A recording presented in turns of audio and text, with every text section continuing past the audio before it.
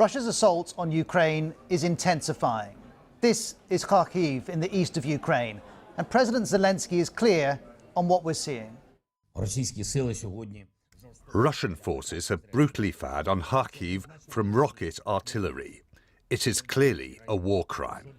If civilians were targeted, that would be a war crime. And other footage raises questions about Russia's conduct. This attack may have been a cluster bomb. They're banned by many countries, though not by Russia or Ukraine. But Boris Johnson is clear on what we're seeing. Vladimir Putin is prepared to use barbaric and indiscriminate tactics against innocent civilians. Other Russian attacks include this in the northeastern town of Oktyrka. Ukraine says 70 soldiers died and makes this claim. They used the vacuum bomb today, which is actually prohibited by Geneva Convention. Vacuum bombs ignite a fireball that sucks in all surrounding oxygen. They're a thermobaric weapon whose use is condemned by the international community, though it's not confirmed a vacuum bomb was used in this attack.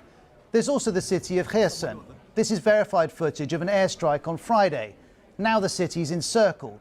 To hold it under siege would be a war crime. To these questions, Russia offers this defense. Let me stress that strikes are carried out only on military targets and exclusively with high-precision weapons. During military clashes, the Ukrainian side does not hesitate to use civilians as human shields. It hasn't, though, offered any evidence that Ukraine is doing this. And the UN is clear on who's bearing the cost in this war.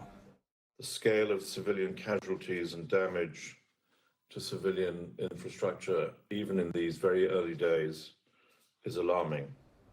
It is alarming, but are Russia's actions war crimes? The UK appears to think so. We'll also be supporting the efforts to make sure that evidence of war crimes is preserved. And the European Union says this is Geopolitical terrorism, pure and simple. But even if a war crime has been committed, justice is a long road.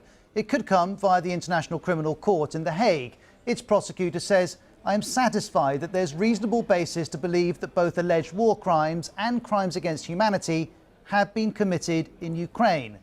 But there are many hurdles to a prosecution. This is one of them. Russia is not a member of the ICC, so if any Russian nationals were to be prosecuted, indicted, they would have to be extradited by the Kremlin first. And that, of course, is highly unlikely. But convictions do happen. The former Bosnian Serb commander Ratko Mladic was found guilty of war crimes committed in the Yugoslav wars of the 1990s. There's no doubting the horror of what's happening in Ukraine. And for Ukraine's government, there's no doubt what this amounts to. There is no purgatory for war criminals. They go straight to hell. War crimes often hinge on intent, on whether people have been deliberately killed illegally, targeting civilians, for example. Russia denies doing this, but there's skepticism from a watching world.